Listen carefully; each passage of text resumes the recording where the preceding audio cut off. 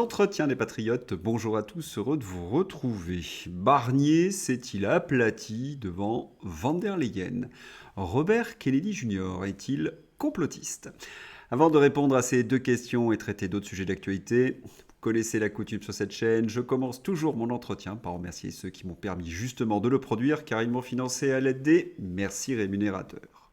Et aujourd'hui sont à l'honneur des fidèles parmi les fidèles, Rambard, Ambros, Franz Beckermann, Pierre Bourdin, ce cher Philippe Bohen, Corsair et VTT Pollux. Merci à eux du fond du cœur. Et puis je tenais à vous remercier pour votre fidélité. Oui, il faut aider la réinformation. Comment faire? Il suffit de lever le petit pouce, d'écrire de gentils messages et de diffuser sur d'autres réseaux sociaux. Merci à tous. On va revenir sur l'information que j'ai traitée hier. Le parquet de Paris veut-il exclure Marine Le Pen du jeu démocratique? En requérant, outre une peine de prison de 5 ans, l'exécution provisoire d'une peine d'inéligibilité de la même durée, le parquet de Paris fait preuve d'une excessive sévérité, analyse l'ancien secrétaire général du Conseil constitutionnel, Jean-Éric Schottel. Analyse de Régis de Castelnau. Elle a choisi Emmanuel Macron en 2017. Depuis, elle fait 3 choses, la justice. Première chose, elle protège Emmanuel Macron. Parce que là, on a le procès du RN, je veux bien, on pourra en dire un petit mot du fond, de qu'est-ce qui est en cause, et je pense que le RN a des responsabilités dans la façon dont il a géré, non pas les affaires auparavant, dont il a géré la procédure. Il s'est exposé, il a fait, à mon avis, une mauvaise défense. Toujours est-il que la première fonction de cette justice, c'est de protéger Emmanuel Macron. Quand est-ce qu'on va avoir les procédures concernant Alstom, concernant McKinsey, concernant le fonds Marianne? Scrupuleusement, cette justice ne bouge pas. Les dossiers sont enterrés. Ça prend un temps absolument fou. Et lorsque, enfin, ça vient, 10 ans après, et je pense à l'affaire du Modem, comme par hasard, M. Bayrou est relaxé. C'est pas sérieux, hein? Bon. Il est évident que la justice protège Emmanuel Macron. Et si vous aviez encore des doutes sur l'impartialité de notre justice, ce soir, vous avez la preuve que ces doutes sont vraiment justifiés. Et cela alors qu'il y a une absence totale d'emploi fictif ou d'enrichissement personnel. Il faut bien comprendre le fond de l'affaire. Que reproche-t-on exactement au Rassemblement national? Il suffit de lire le réquisitoire, d'avoir utilisé les fonds européens contre l'Union européenne. Comme le dit avec beaucoup de crétinerie cette magistrate, d'avoir œuvré à sa propagande. Propagande, mais quelle était la propagande du Front National à cette époque? C'était de défendre la souveraineté de la France et notamment la sortie de l'euro. Les électeurs avaient voté pour ce programme. L'Union européenne donne des fonds aux députés, mais ils n'ont pas le droit de les utiliser contre l'Union européenne. Ça, c'est de la tyrannie. Et un magistrat n'a pas le droit également de juger de ce qui est du domaine de la politique. Sinon, il n'y a plus de séparation des pouvoirs. Voilà, ces magistrats, en jugeant le fond idéologique du Rassemblement national ou du Front national comme de la propagande, ont montré qu'ils étaient le bras armé du pouvoir. Et dans des circonstances politiques très particulières. Barnier à Bruxelles. Mercosur, accord imminent. Michel Barnier n'a pas convaincu Pustula. En faisant de l'accord Mercosur un ultimatum, la France risque l'humiliation à Bruxelles, tant les autres pays y sont attachés et les circonstances réunies pour avancer sans Paris. Michel Barnier essaie de gagner un peu de temps. Soit c'est le Frexit, soit c'est la fin de la France. Il n'y a pas d'autre alternative. Analyse de Florian Philippot sur la visite de Barnier à Bruxelles. À relayer au maximum tellement c'est honteux. Les yeux des Français doivent s'ouvrir. Le déplacement de Barnier hier à Bruxelles pour supplier Pustula de renoncer à signer le traité de libre-échange Union européenne-Mercosur a tourné au fiasco complet. La présidente de la Commission européenne ne lui a épargné aucune humiliation. Van der Leyen s'est d'abord déclarée, suite à l'entretien pas convaincu, l'accord sera donc bien signé et imposé à la France, faisant disparaître des dizaines de milliers d'exploitations agricoles et imposant dans nos assiettes des produits agrochimiques dangereux. Pustula a ensuite publié une vidéo avec Barnier pour enfoncer le clou et montrer que c'est elle qui commande. On vient lui demander audience, on se déplace jusqu'à elle et c'est elle qui décide ensuite après avoir congédié son hôte. Honte à Barnier d'accepter cette humiliation totale. L'Union européenne a pour projet évidemment de détruire la France, de détruire nos paysans et de détruire nos nations et les peuples. Une image qui résume le tout. Le Parlement européen va voter le Mercosur, destruction de milliers d'exploitations agricoles françaises, soutien total aux agriculteurs. Vous voyez un petit peu les circonstances, hein. Faire taire le Rassemblement national en pleine colère paysanne. Il y a un autre dossier où le RN est intimidé, c'est le financement de l'Ukraine. Une part de notre destinée s'est jouée la nuit du 5 novembre outre-Atlantique. Cette situation n'est pas possible. Il est temps pour l'Europe de rejoindre l'arène des puissances souveraines. L'automate bécasse macroniste Hayé a débité une fois de plus un discours ahurissant. Elle veut la guerre, elle veut plus de destruction, elle veut que cela saigne, elle veut des veuves, des invalides, des orphelins. Alors que de Washington à Berlin, tout le monde veut la paix. Elle affirme qu'il ne faut pas laisser tomber les Ukrainiens. Là, vous le savez, c'est insupportable. Les Ukrainiens veulent la paix, les femmes veulent voir rentrer leur mari, leur père, leur fils vivants. En 2019, les Ukrainiens avaient voté pour Zelensky, croyant qu'il allait faire respecter la paix et les accords de Minsk. Zelensky a trahi la confiance des Ukrainiens. Et si les Ukrainiens votaient, pour qui ils voteraient à votre avis? Eh bien, pour un candidat qui mettrait en place la paix. Honte, honte à vous, Valérie Hayé. Et puis, la guerre défendue par cette bécassine, avec sa voix d'automate. J'ai comme l'impression que c'est toute la perversion d'Emmanuel Macron condensée. Didier Maistre, vous n'êtes même pas capable de vous opposer au Mercosur. Et vous voulez aller faire la guerre à Donald Trump? On pourrait en rire. Mais ce qui est terrible, c'est qu'à travers vos rodomontades adolescentes, vous ridiculisez la France et ses ressortissants. Nous sommes la risée de la planète. Et oui, Cacaphonie Valérie Pipi dans le pantalon veut continuer la guerre contre la Russie et se battre en même temps contre Donald Trump et la Chine. À ce niveau-là, c'est la camisole. Mais elle n'est pas la seule perturbée dans le clan macroniste au sein de l'Union européenne. Il y a également Bernard Guetta, où l'on apprend que Bernard Guetta, député macroniste européen, veut que la force de dissuasion nucléaire française soit dévolue à protéger toute l'Europe, nous apprend Philippe Murer. C'est une trahison à l'état pur de l'intérêt national et un risque considérable pour la France. La dissuasion nucléaire vise à protéger les intérêts vitaux de la France, d'un pays qu'ils attaqueraient. Un pays européen un peu excité anti-russe comme la Pologne, l'Estonie, se sentirait protégé et galvanisé par la force nucléaire française, sans en porter la responsabilité. Il pourra provoquer. Et si jamais une bombe nucléaire française doit in fine être tirée, la réplique sera l'anéantissement de la France, d'où est partie la bombe, et où il reste d'autres bombes. Ces gens sont dingues et irresponsables. Et dans la presse, pour corroborer ou pour donner un peu plus de relief à tout leur délire, après le narratif nord-coréen, voici le narratif de l'attaque russe contre un pays de l'OTAN. Le scénario le plus probable est un test russe et une attaque contre un membre de l'OTAN. Les propos de Bernard Guetta sont d'autant plus inquiétants quand on connaît la folie collective qui agite la caste. La Russie va attaquer un membre de l'OTAN. Bien sûr, comme ça, la Russie se battra avec un bloc de près d'1 milliard d'habitants, plus puissant militairement qu'elle. Ces propos sont tellement stupides et très dangereux. Mais toute cette agitation médiatique et politique cache quelque chose. Et quand je dis cache, c'est au sens propre. Ils font énormément de bruit pour éviter que l'on apprenne une information qui leur est très défavorable. Nicolas Dupont-Aignan. On apprend par le journal Le Times, journal très sérieux, que des dignitaires ukrainiens voudraient confectionner une bombe nucléaire pour la jeter sur la Russie.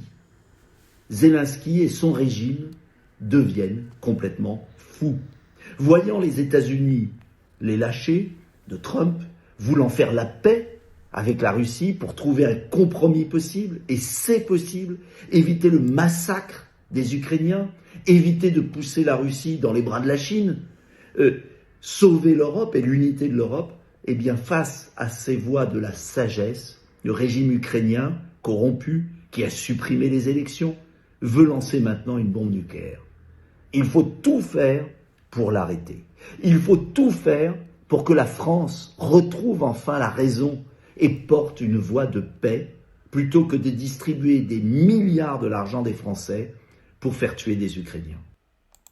La source. Kiev pourrait rapidement développer une arme rudimentaire similaire à celle larguée sur Nagasaki en 1945 pour arrêter la Russie si les États-Unis réduisaient leur aide militaire. The Time. Autre source, le Daily Mail, un document d'information préparé pour le ministère ukrainien de la Défense indique que Kiev pourrait développer de petites bombes sales nucléaires d'ici quelques mois si Donald Trump retirait l'aide militaire américaine. Et voilà, Blinken aux USA, l'Union européenne veulent continuer à déverser des milliards d'euros ou de dollars en Ukraine, pays de bandéristes, pays où on veut fabriquer des bombes nucléaires sales, pays, paraît-il, qui défend nos valeurs, oui, nos valeurs européennes. La Commission européenne donne le feu vert à un nouveau versement de 4 milliards de dollars provenant de la facilité ukrainienne. Alors que nous approchons du 1000e jour de la guerre atroce menée par la Russie, nous contribuerons à maintenir l'État ukrainien en activité pendant que le pays se bat pour sa survie. Nous sommes là pour le long terme. Je ne sais pas s'ils se rendent compte, mais leur communiqué ressemble à de l'humour très grinçant. Les pays européens, comme l'Allemagne et la France, sont ruinés et minés politiquement. Et ils parlent de long terme, ça va pas durer très longtemps. Et la guerre atroce, mais qu'attendent-ils pour signer la paix? Non, on a bien compris, ils veulent continuer cette guerre. Un début de réponse. Guerre en Ukraine. Kiev assure ne pas avoir reçu 16 milliards d'euros d'aide collectée en 2022. Oui, vous ne rêvez pas, ils ont égaré 16 milliards d'euros parce que la Commission européenne ne sait pas où sont passés ces 16 milliards. Vous n'avez jamais égaré 16 milliards d'euros, vous ? Olivier Delamarche, la vidéo est dans ma description, utilise un mot pour désigner la grosse commission mafia. Après les contrats d'armement et puis du pchout, cela, comment dirais-je, y ressemble fort. Voilà toute cette communication autour de Valérie Hayé et de Bernard Guetta pour cacher la vérité aux Français. On continue dans les circonstances si particulières du procès de Marine Le Pen. Le budget. Minoritaire dans les urnes, le Premier ministre Michel Barnier, issu du parti arrivé en dernière place aux législatives, indique qu'il utilisera probablement l'article 49.3 de la Constitution pour faire passer en force le budget en contournant le vote des députés. Il faut rappeler que le 49.3 employé de cette façon par Michel Barnier est profondément anticonstitutionnel. On rappelle que le 49.3 a été prévu pour empêcher une situation de blocage de l'opposition qui est minoritaire, c'est-à-dire que le gouvernement majoritaire utilise le 49.3 pour gagner du temps. Mais utiliser un 49.3 comme Michel Barnier alors qu'il est ultra minoritaire, c'est un acte profondément antidémocratique, c'est un acte tyrannique. Ces macronistes ont donc transformé notre Parlement en théâtre. Cela fait 1 mois et demi qu'on l'a annoncé. Tous les débats à l'Assemblée nationale sont inutiles. Tout cela, c'est du cirque. Un mauvais théâtre avec des acteurs surpayés pour ce qu'ils font, c'est-à-dire rien, puisque le 49.3 sera dégainé. La fameuse démocratie française. Alors ce procès Marine Le Pen, eh bien, c'est peut-être pour empêcher le Rassemblement national, une forme de chantage, de voter la motion de censure qui pourrait faire tomber Michel Barnier lorsqu'il aura dégainé son 49.3. Si le RN se soumet au chantage judiciaire, s'ils ne votent pas la motion de censure, ils finiront, comme les LR, à 5%. Ils devraient y réfléchir et regarder ce qui s'est passé outre-Atlantique avec Donald Trump. Les promesses d'Emmanuel Macron. Il suffit d'attendre. La généralisation de 2 heures de sport hebdomadaires supplémentaires au collège abandonnée. C'était une promesse d'Emmanuel Macron pour justifier les Jeux Olympiques. Léon Marchand furax contre le gouvernement. Léon Marchand a pris la parole ce jeudi 14 novembre 2024 sur ses réseaux sociaux après avoir appris que le gouvernement avait décidé de ne pas mettre en place ces 2 heures de sport hebdomadaires au collège. C'est fascinant. Nous avons expliqué dans ces entretiens que la com de Macron, d'Amélie Oudéa-Djadja, était fondée sur des mensonges, des promesses grotesques, bref, de la com pour abuser les imbéciles et justifier, in fine l'injustifiable, une débauche de moyens en temps de crise. Et le narratif apparaît désormais aux yeux des Français aussi sale que les eaux de la Seine. Tenez, encore une promesse de Macron. Les œufs ne coûteront rien aux contribuables français. Budget, l'addition des Jeux Olympiques et Paralympiques s'alourdit. Comme nous l'avions annoncé, la facture va certainement dépasser les 12 milliards d'euros. Là, on ajoute encore 1,6 milliard. Alors que le gouvernement nous avait expliqué qu'avec la billetterie, les grandes entreprises, cela ne coûterait rien aux Français et que ces Jeux Olympiques seraient très économes, pas plus de 5 milliards d'euros. Que de mensonges. Et avec 100 milliards d'euros de déficit, il va falloir maintenant ouvrir des centaines de millions d'euros de crédits dans le nouveau budget. Les macronistes sont vraiment des gens lamentables. Et puis, ils nous avaient promis, ces macronistes, que ces Jeux Olympiques nous apporteraient de l'emploi, de la croissance. C'est exactement l'inverse qui est en train d'arriver. Parfois, on aimerait avoir tort. Procès Samuel Paty, Philippe Murer. Au procès de la décapitation de Samuel Paty, on apprend que la proviseure a averti l'Éducation nationale une semaine avant la mort de l'enseignant que se déroulait un fait d'établissement extrêmement grave, le niveau le plus élevé. Qu'ont fait les autorités? À peu près rien. Et pourtant, Samuel Paty savait qu'il était menacé par des fanatiques via Internet. Des professeurs sont en larmes 4 jours avant le drame, vu la tension. Les autorités ont juste envoyé une voiture de police stationnée quelques jours devant le lycée.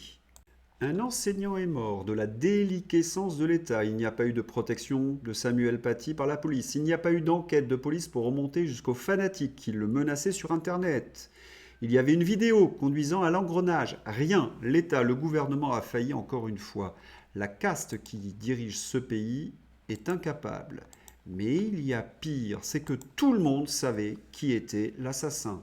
Procès Samuel Paty. La Cour nationale du droit d'asile avait accordé le statut de réfugié à la famille Anzorov alors qu'elle avait hébergé des terroristes, dont un haut dirigeant, ce que la France savait depuis 2009. Il faut bien comprendre, nos services avaient fait le boulot. Mais alors, où cela coince? Eh bien, vous le savez, la justice, dont on connaît les priorités avec le procès de Marine Le Pen, et tous ces progressistes européistes qui nous empêchent de chasser les gens qui sont dangereux pour notre sécurité, comme certains hommes politiques, polémiques, des députés de la France insoumise, dont Éric Coquerel et Ercilia Soudet, aperçus à un rassemblement contre le match France-Israël aux côtés du fanatique fiché S Elias Dimzalen. Messieurs de la France insoumise, on ne peut pas prétendre défendre des valeurs humanistes et s'afficher avec des fanatiques. Vous devriez réfléchir à cela. États-Unis, Kennedy Jr. nommé ministre de la Santé. Antivax notoire et conspirationniste. Qui est Robert Kennedy Jr. nommé par Donald Trump au poste de ministre de la Santé? Brrr. Toute la presse de propagande se déchaîne. Faites gaffe, Robert Kennedy va sortir les infos sur le Covid et démanteler Big Pharma. Vous devriez être beaucoup plus prudent. Robert Kennedy Jr. est-il complotiste? Ah, cela dépend du parti auquel il appartient. Lorsqu'il est démocrate, non, c'est une star. Obama considérait donc Robert Kennedy Jr. comme une star. Quand Politico appelait Robert Kennedy Jr. une star. Mais ça, c'était quand il devait rejoindre l'administration de Barack Obama. C'est fou, hein? Lorsque vous soutenez Barack Obama, vous êtes une star. Lorsque vous soutenez Donald Trump, vous êtes un complotiste. Comment expliquer un tel parti pris? Allez, je me lance dans une hypothèse un peu fantaisiste. C'est que tous ces journalistes ont un portefeuille d'actions et à l'intérieur du Big Pharma. Les actions de 4 des plus grandes sociétés pharmaceutiques américaines, Pfizer, Johnson & Johnson, Eli Lilly et AstraZeneca, ont chuté après la nomination par Donald Trump de Robert Kennedy Jr. En tous les cas, les journalistes, ces journalistes aux ordres, défendent bec et ongle Big Pharma, alors que ce dernier est indéfendable. À moins qu'il y ait quelques rémunérations par derrière. Conférez mon entretien de lundi pour bien comprendre donc la corruption au sein de ces multinationales. Et il y a également le scandale du pchout. Il faut faire un peu d'économie. Pour le Big Pharma, le pchout est une rente, puisque le pchout est obligatoire. Ce sont donc des milliards de dollars assurés. Donc le but du Big Pharma, c'est qu'il y ait le plus possible de pchout obligatoire pour augmenter bien évidemment sa rentabilité et ses rentes, et ainsi rémunérer ses investisseurs. Mais pour bien comprendre l'objet du débat, il faut parler de ce qu'on appelle la santé de zéro. En effet, certains scientifiques et certains Big Pharma ont imaginé que l'on pourrait arriver à 100 pshoots par personne. Nous serions pshootés pour toutes les maladies. Et selon ces docteurs Maboul, nous ne serions plus jamais malades. Et les assurances santé pourraient faire des bénéfices exceptionnels. Mais voilà, quelle est la conséquence réelle de cette avalanche de pshoots sur l'individu? Tout est là. Robert Kennedy Jr. estime qu'il y a danger. Il donne notamment l'exemple des pshoots pour les enfants. Après avoir été traité de menteur par Fauci pour avoir affirmé que pas un seul des 72 pshoots obligatoires pour les enfants n'avait jamais été testé pour la sécurité, Robert Kennedy Jr. a poursuivi Fauci en justice. Après un an d'obstruction, les avocats de Fauci ont admis que Kennedy Jr. avait eu raison depuis le début. Il n'y a aucune responsabilité aval, aucun test de sécurité en amont et aucun coût de marketing et de publicité car le gouvernement fédéral ordonne à 78 millions d'écoliers de recevoir ce pshoot chaque année. Quel meilleur produit pourriez-vous avoir? Et donc, il y a eu une ruée vers l'or pour ajouter tous ces nouveaux pshoots au calendrier. Car si vous entrez dans ce calendrier, c'est 1 milliard de dollars par an pour votre entreprise. Nous avons donc eu tous ces nouveaux pshoots, 72 injections, 16 pshoots. Et cette année-là, en 1989, nous avons vu une explosion des maladies chroniques chez les enfants américains. TDAH, troubles du sommeil, retard de langage, TSA, autisme, syndrome de Tourette, tic, narcolepsie. L'autisme est passé de 1 sur 10 000 dans ma génération à 1 enfant sur 34 aujourd'hui. Est-ce qu'il y a causalité entre les pshoots et toutes ces maladies? Personne ne sait vraiment, mais il y a suspicion. Il faut donc absolument mener une enquête et Robert Kennedy Jr. va s'y atteler. On doit le remercier pour nos enfants. Robert Kennedy Jr. s'attaque également à l'industrie agroalimentaire américaine. Je ne vais pas m'étendre là-dessus, tout le monde est au courant, de nombreux livres ont été publiés, de nombreux médecins ont affirmé que cette industrie agroalimentaire empoisonnait les Américains. Et vous le savez tous, trop de sucre, de sel, de produits chimiques. Est-ce complotiste que de dénoncer l'industrie agroalimentaire? Au moins, on a une certitude, on sait pour qui roulent tous ces journalistes. Lorsqu'on lui a demandé à Robert Kennedy Jr. s'il craignait d'être assassiné pour s'être attaqué au Big Pharma, à la CIA, au FBI, Robert Kennedy Jr. a répondu avec un courage inébranlable, affirmant que mourir n'est pas le pire des destins. Vivre comme des esclaves, voir nos enfants perdre les libertés que d'innombrables générations d'Américains se sont battus et sont morts pour protéger, l'est. Il a déclaré avec audace que notre génération doit être prête à faire tous les sacrifices nécessaires pour défendre ses libertés, quel qu'en soit le prix personnel. Il a souligné que le véritable patriotisme exige de défendre ce qui est juste, quel que soit le danger, pour l'avenir de notre pays. Chapeau bas. Et quels sont les adversaires donc de Robert Kennedy, à part bien évidemment le Big Pharma et le Big Food, les journalistes, les nains. Tristan Mendès-France se plaît à qualifier l'État profond d'imaginaire, ce monstre sous le lit que Trump brandirait pour captiver les foules et galvaniser ses troupes. C'est tellement pratique, n'est-ce pas, cette idée qu'il suffit de classer une réalité complexe et dérangeante dans la catégorie des fantasmes pour la faire disparaître. L'état profond, pour Mendès-France, est un rideau de fumée, une distraction pour détourner l'attention d'une supposée complotosphère en expansion. Et pourtant, ce qu'il oublie, ou omet volontairement, c'est que l'état profond n'a rien d'une invention. Il s'agit bien d'un réseau concret, d'intérêts installés et d'influences ancrées qui fonctionnent loin des projecteurs et qui n'ont aucun intérêt à voir le statu quo bousculé. Non, l'état profond n'existe pas plus que les mondialistes, l'Open Society, George Soros, Davos, les atlantistes, Klaus Schwab, le Big Pharma et le Big Food. Tout cela, bien évidemment, c'est une invention des complotistes. Allez, Ami Normie, tu te demandes où vont tes impôts, pourquoi certaines femmes ressemblent à des hommes, que s'est-il réellement passé le 11 septembre, pourquoi ne peut-on pas retourner sur la Lune, pourquoi il faut prendre un pchout qui n'empêche pas d'attraper ni de transmettre une maladie, pourquoi un pays peut avoir 3000 milliards de dettes quand il n'a plus aucun service public en dépit de ses taxes délirantes, comment un comédien qui fait du piano avec son zizi devient chef de guerre, et toutes ces questions qui sont sur le point de te rendre fou. N'aie plus peur. Les complotistes sont là pour tout expliquer. Les équipes de SOS Détresse Complot sont à ton écoute à ce numéro vert 0800 800 800 SOS Détresse Complot. Vous l'avez compris, je viens d'ouvrir la page Fantaisie.